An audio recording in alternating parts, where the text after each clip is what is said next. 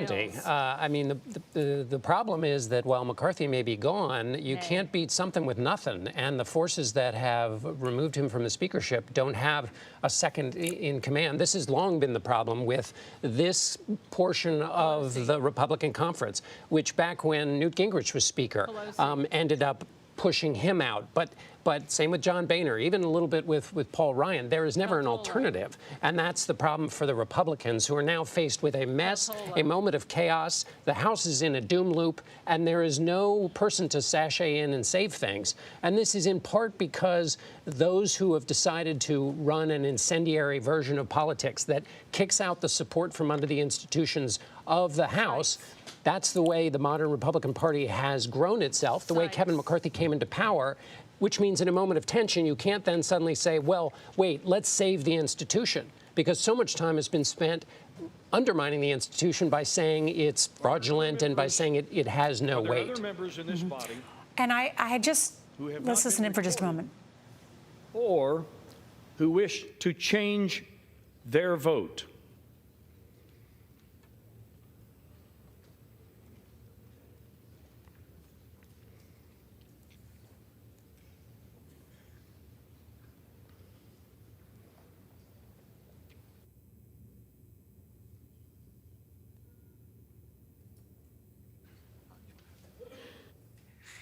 And as you can see, the presiding member is asking if anyone wants to change their vote, to turn over essentially what is now the outcome, which is to, for the first time in U.S. history, everybody there will now be part of this moment of ousting a Speaker of the House. It's never happened before. One of the shortest tenures ever for Kevin McCarthy. The last member of the House that served a short period like this was a man named Michael Kerr in 1876, and he died of consumption. Kevin McCarthy's speakership is dying from a fight within his own party, the far right wing of his party, who has led a revolt against him on a number of issues, specifically led by Matt Gaetz. John Dickerson.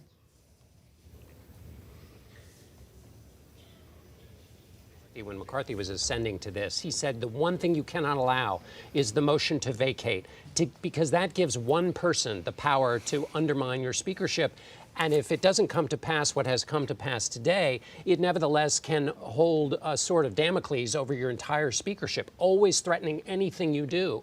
And the problem with that is that a legislative body is built on compromise. It is built on the kinds of agreements that Matt Gaetz has now used to bounce McCarthy from the chair. The nays are 210. The resolution is adopted. Without objection, the motion to reconsider is laid on the table. The office of Speaker of the House of the United States House of Representatives is hereby declared vacant.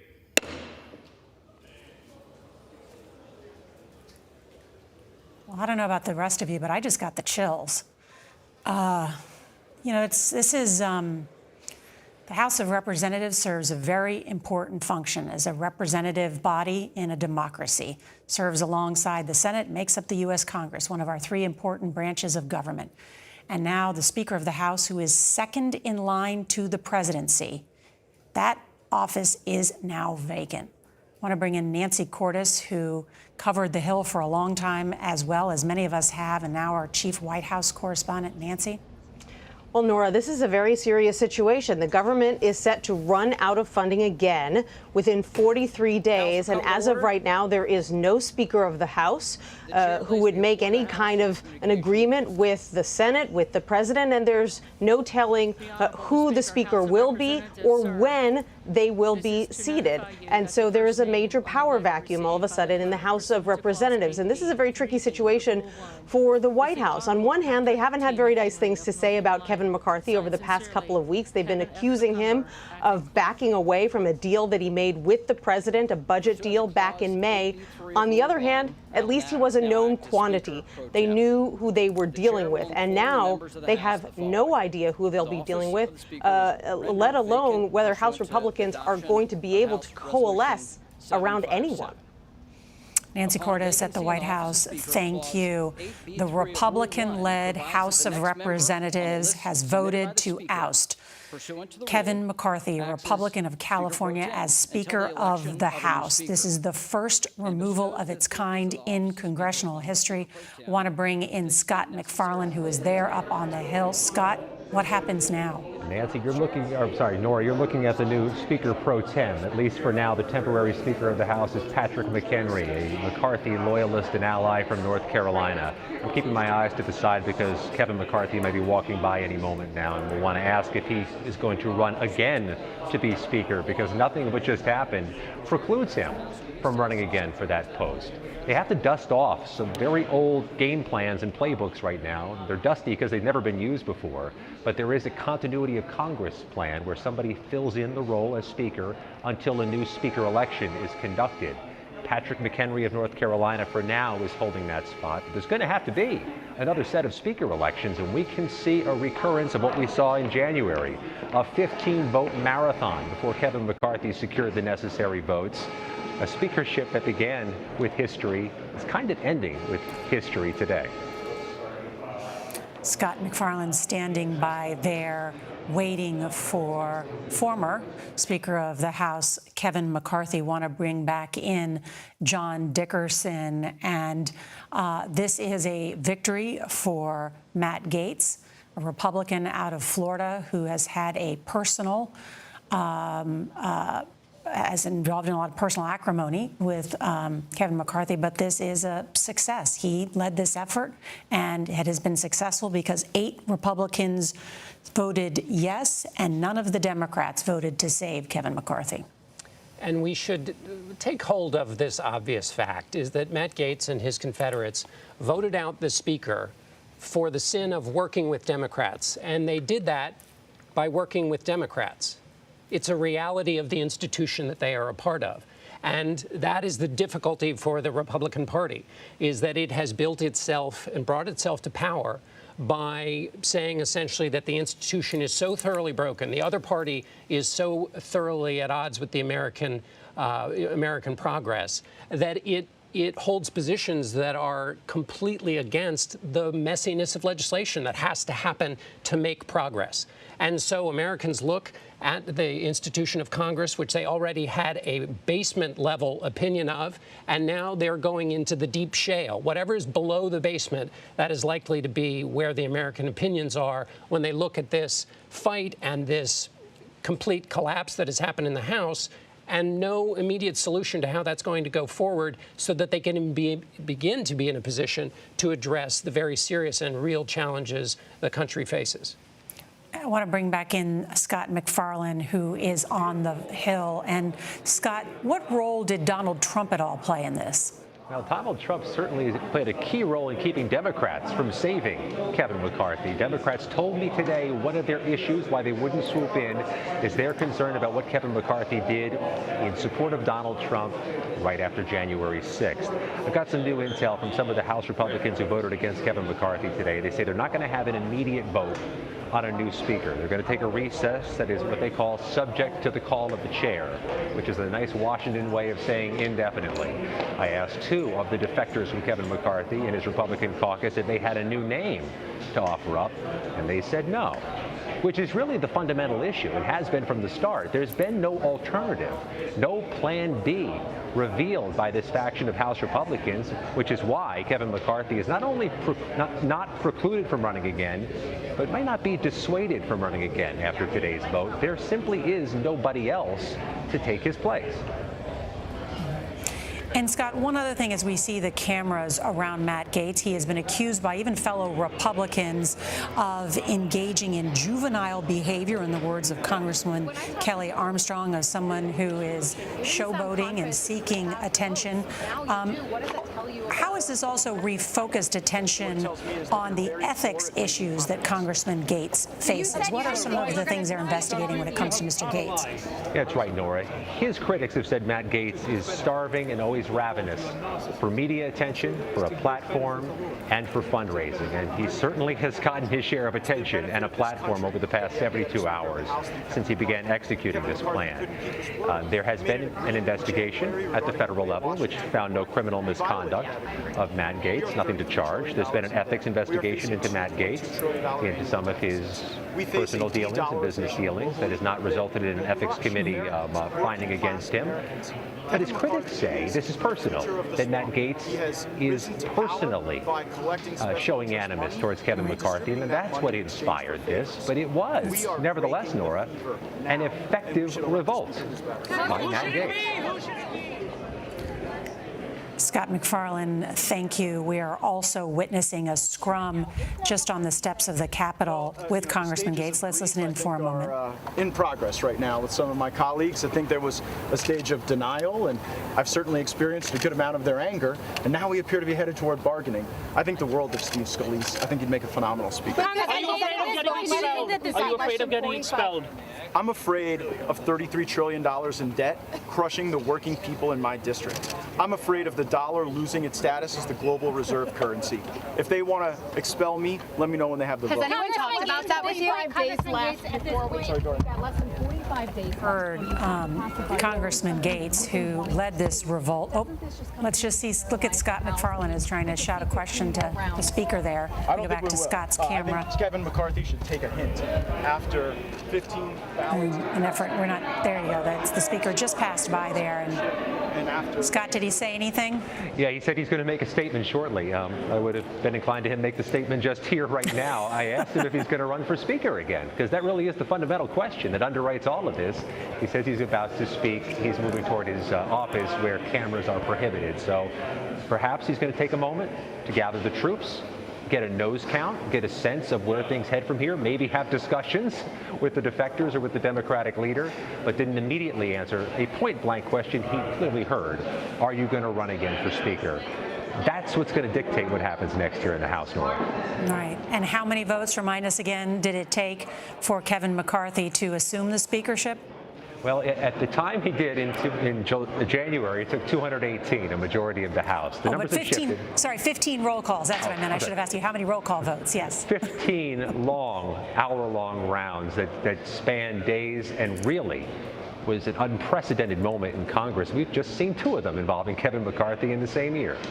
And I have to just ask you, Scott, because we just heard Congressman Gaetz was asked about Steve Scalise, who is the majority leader of the U.S. House of Representatives. Is he a likely alternative? He has shown no outward interest to this, and when asked questions about it, he's deflected and said he's in support of Kevin McCarthy. If there's going to be a plan B, some alternative, it's going to have to happen before Kevin McCarthy starts mobilizing, because he is going to have the ability to get at least 210 members of his conference back on board. They stuck with him till the end, and no doubt he could bring that to the floor again later today or tomorrow. But what can you do about the 11 defectors? Or in this case, the 8 defectors on the final vote? How do you win them back? There's no indication he's got the tool to do it, or he would have done it before today. Scott MacFarlane on Capitol Hill.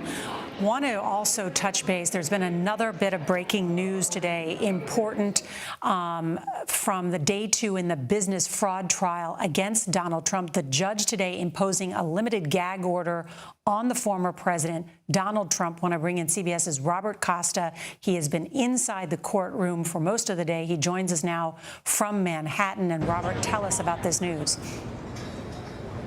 Good to be with you, Nora. Earlier today, here at the courthouse behind me in Lower Manhattan, Judge Arthur Engoron issued what is effectively a gag order against former President Trump as he sat there in the first row of the courtroom in this ongoing civil lawsuit trial, and said that Trump's post about one of his clerks in the court, where Trump insinuated that this clerk, an employee of the judge who works closely with the judge, was somehow the girlfriend of Senator Chuck Schumer, a Democrat of New York, was out of bounds, entirely out of line, and warned that if anyone disparages or talks about his clerk or his employees in any way, there will be serious consequences. It was a dramatic moment here in just day 2 of this trial.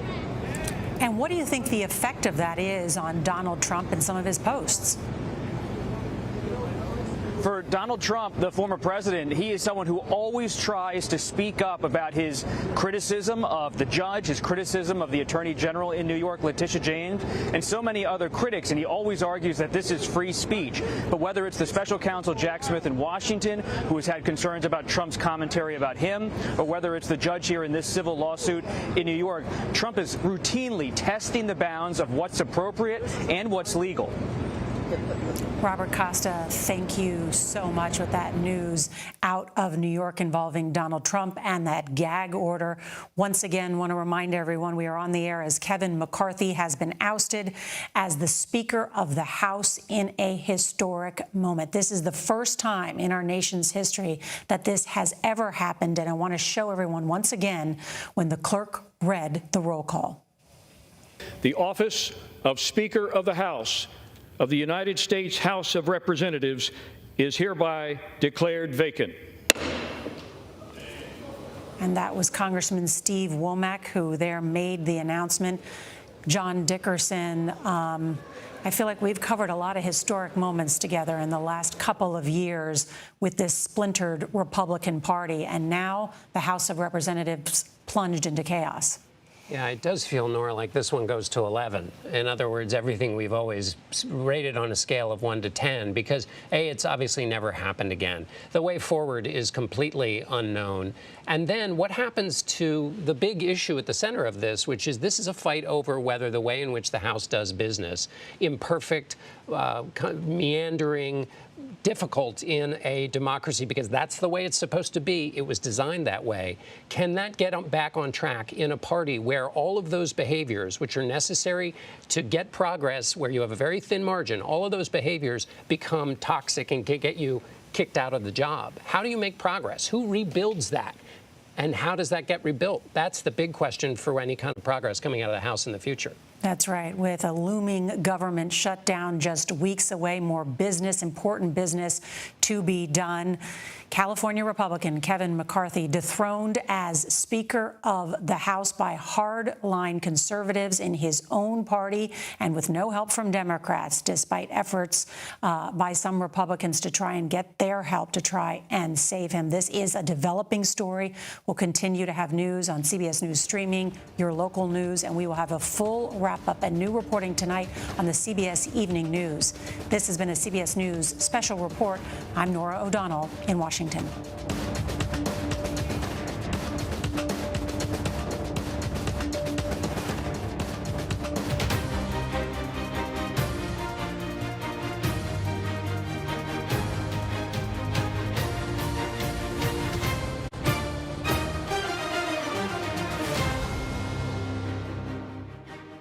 Hi, everyone. I'm Nicole Killian. You've been listening to a CBS News special report. The House has voted to oust Kevin McCarthy as Speaker. 8 Republicans voted to remove him from the position. Florida Republican Congressman Matt Gaetz filed a resolution yesterday which set up the vote.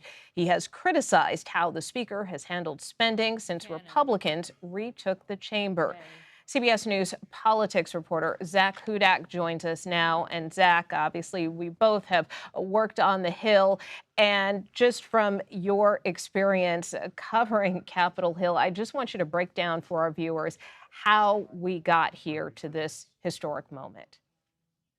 Nicole, this is an event that, as you know, has been we've been waiting for it to happen since McCarthy was elected as Speaker of the House.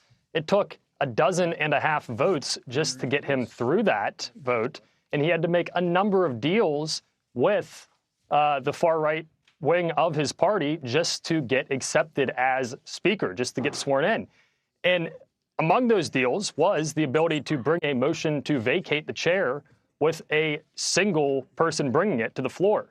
So this is something that we have been anticipating for about a year and a half here, and we have known that he would, eventually face this. I was a bit surprised because Kevin McCarthy, throughout his time in the House, has been sort of a survivor. He is very good at making relationships with members and having members feel strong loyalty toward him. So as the Congress went on and as he made deals here and there with Democrats to keep the government funded, just this past week, for instance, he continued to anger that far right wing of the party to the point that it boiled over, where he did not have enough support in the Republican caucus to keep him in the Speaker's chair. I also want to bring in my other colleague, congressional correspondent Scott McFarland. Scott, I know the speaker the former speaker just walked by you a short time ago. What did he have to say? I asked him point blank if he's going to run again for Speaker. He told me he's going to make a statement shortly. He's now back in his office, potentially having calls with some of the people who defected or with Democrats to see if he can secure what he needs to secure to run again. But in the meantime, there's some things to note logistically and administratively. The Speaker pro tem, acting Speaker, is Patrick McHenry, a McCarthy loyalist from North Carolina, and they have recessed the House subject to the call of the chair, which means indefinitely they're going to be in recess. So there's no imminent new vote for Speaker. I talked to two of the defectors, Bob Good of Virginia and Tim Burchett of Tennessee, and asked each if they had a name, somebody they're going to put out there as their nominee to be Speaker. Neither said they did. So at this point, we kind of are where we were in January, aren't we, Nicole? Where we're on the cusp of a potential marathon drawn-out vote for Speaker. Only at this point, we're 9 months into the Congress, and we are right in the middle of a tenuous time where the government funding is being measured by weeks and days, and a government shutdown is looming in November. Zach, I want to turn back to you because we just heard from Florida Congressman Matt Gaetz, who forced this motion to vacate. He spoke to reporters a short time ago. Let's take a listen.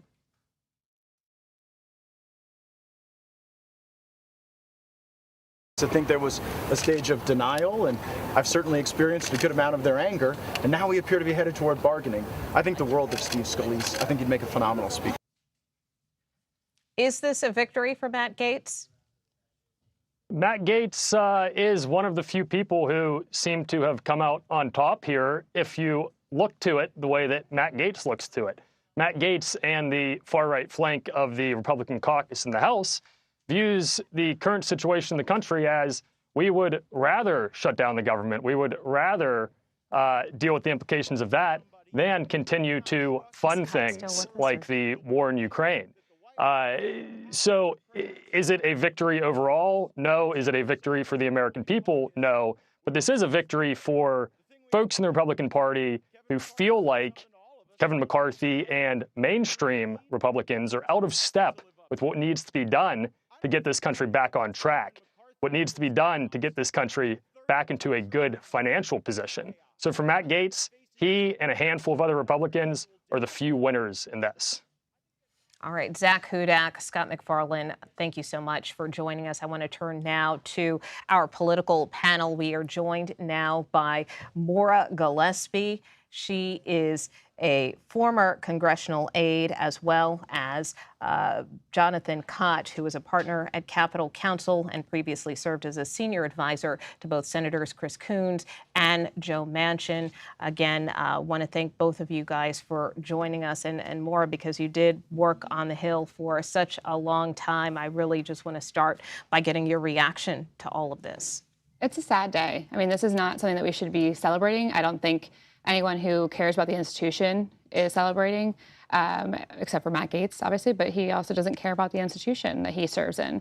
It's shocking to me, not so shocking, but it's sad to me that somebody who is in Congress doesn't actually understand how Congress works or want it to work.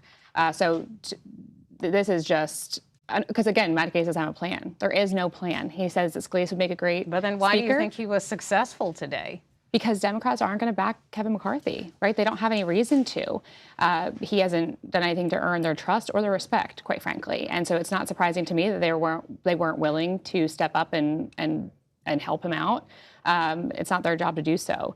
But it's just a sad situation that we're witnessing. And again, it's going to hurt Republicans because this just shows an inability to govern, as sad as that is. And Jonathan, I want to get your reaction as well. I mean, you've worked with a number of Democrats. Why don't you think they back the speaker in the end?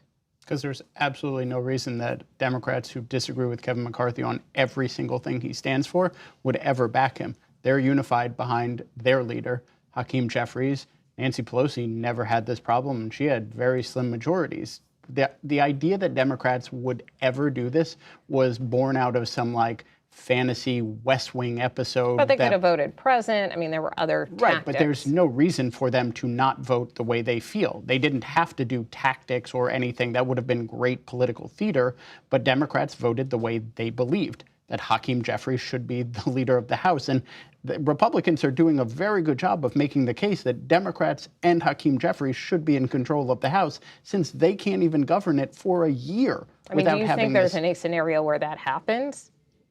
That would require Republican switching, which I don't think Matt Gaetz stands for a lot. He stands for getting on Fox News, which doesn't seem to be taking him that often. Now he has to go on Newsmax and OAN, but I don't think they stand for helping Democrats get the speakership. Maura, what do you think are the next steps here? Do you think the speaker will run again, or the former speaker? He has said that he will. So I think he's probably back in his office, huddled with his team, figuring out what's the next steps. But is there anything he can do to change the calculus? Aside from what he did back in January, continue to give them whatever they want. But again, Bob Good and Matt Gaetz have made it pretty clear that there's nothing that Kevin McCarthy could do to sway them. So I really don't see where we go from here. And again, this has it's so short-sighted. It's so self-serving what Matt Gaetz is doing, because his complaint is that they're not doing enough on the economy. If you want to make an impact on the economy, you should want to win elections.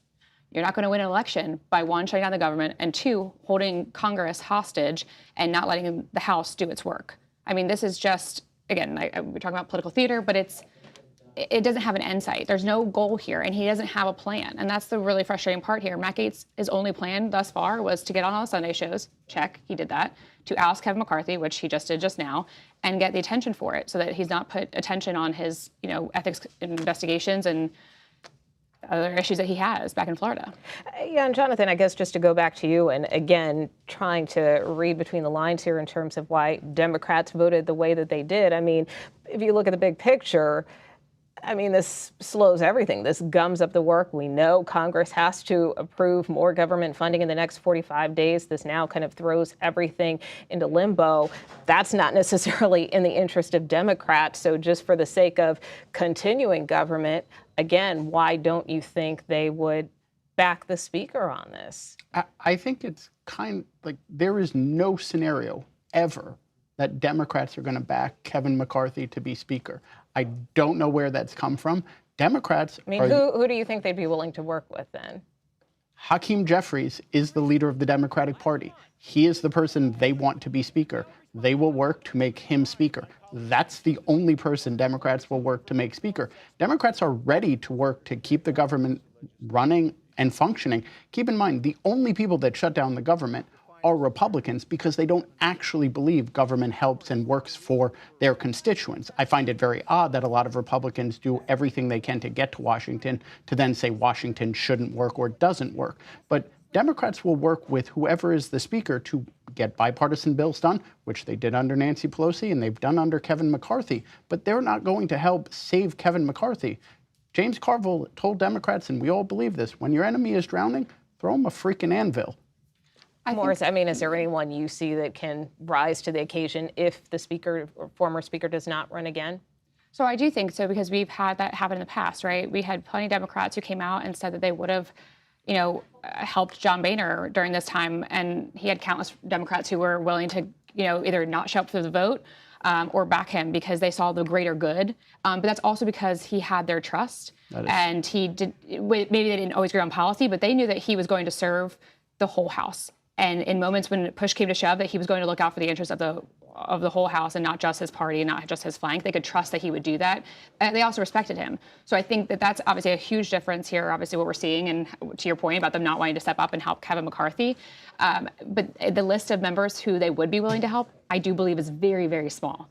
Just given how fractured things have been ever since, honestly, January 6th, and after so many Republicans voted not to certify the elections, Democrats in Congress don't want to be associated with those members. So it's going to be really hard to, one, find someone that could get the votes that is needed by the vast majority of the Republican conference, and then could also acquire a couple votes or non-votes from Democrats. So and whoever's being mentioned right now is probably slim to being on that list, maybe Patrick McHenry, but the right flank won't go for that. I think we have bipartisan support for John Boehner coming back as Speaker.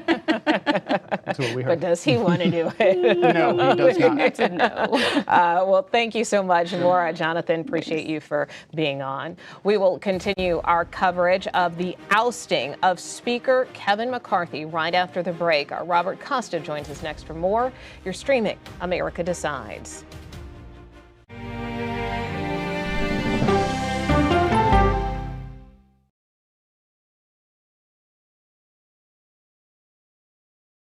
Well, let me start with this. This really happened. Have you told the government? Did any of that make sense? What's your response? You want me to just What's keep wrong going? with that argument? What have you learned? Do you know why? Why? Why? It's time for 60 Minutes, Sunday on CBS. An original documentary from CBS Reports. Since you started La Soup in 2014, do you have any sense as to how much food you've rescued from the landfill? We've rescued 4.5 million pounds. I can't even fathom how much food that is. And that's one little person in one little city in America. We're going to call this chicken piccata. We did 450 of these meals today. This is the exact dish That you and we I are going to have. Yep. Oh, really good. Is it good? Mm-hmm. Having a plan of how to keep people fed should be in every single city. If we eliminated food waste, could we eliminate hunger? Yes. Eating Trash, now streaming on the free CBS News app. An original documentary from CBS Reports. You had a substitute teacher that was pretty popular. What was his reputation? Everyone loved him.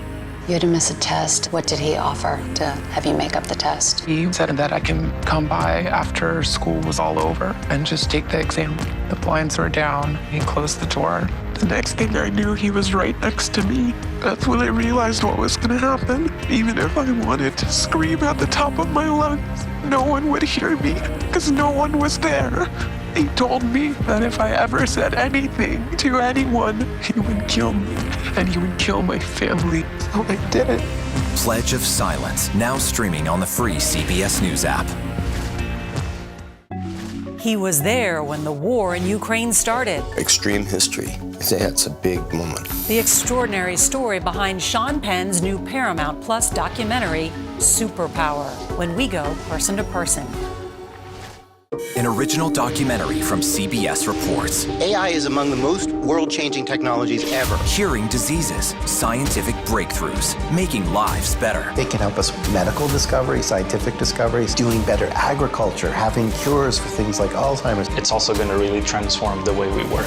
The uplifting potential of artificial intelligence is limitless. It gives you a friend, somebody to chat with 24/7 that is non-judgmental. He makes me feel loved and desired. And so are its downfalls. The problem with all this AI is that it's unpredictable and uncontrollable. The choices we make now will have lasting effects for decades, maybe even centuries. The ChatGPT revolution, now streaming on the free CBS News app. Why did you miss the moment? I'm not sure why they missed the moment. It doesn't look like Congress is doing anything. That's the role of Face the Nation, to focus on the issues at hand. That means a civil conversation with perspective.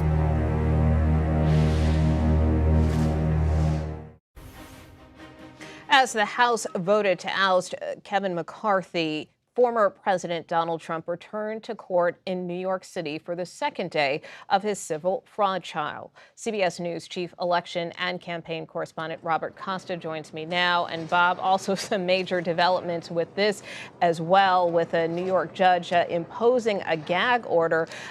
Do we know what triggered that, and also if the former president is going to abide by this? Good to be with you. Here inside the courthouse in Lower Manhattan earlier today, there was a dramatic standoff between former President Trump and Judge Arthur Engoron. Judge Engoron, who's leading this civil trial about Trump's finances and about alleged fraud committed by the Trump organization over the years, lashed out about how Trump has handled social media. On Truth Social, Trump's social media platform earlier today, Trump issued a statement about a clerk who works for the judge, and he said that this clerk, falsely, is the girlfriend of Senate Majority Leader Chuck Schumer, Democrat of New York. And because of that statement, and also a link to this clerk's Instagram profile, the judge was really concerned about the safety of his staff and his clerk. And he came back into the courtroom and said to Trump and his team, effectively, you now have a gag order when it comes to talking about my staff, that this is out of line, and if you violate this again, there will be serious consequences. And what might those consequences be? Well, this is a civil lawsuit trial. It's not a criminal trial. But a judge can do a lot of things to make it painful for a defendant if he, in some way, or she feels that the defendant is violating the sanctity of the courtroom and the sanctity of the process and the rule of law in terms of disciplinary action inside the proceeding. This is a 3-month trial that's been scheduled to go on until mid-December, late December. And they could make it tough for Trump and his lawyers as they proceed.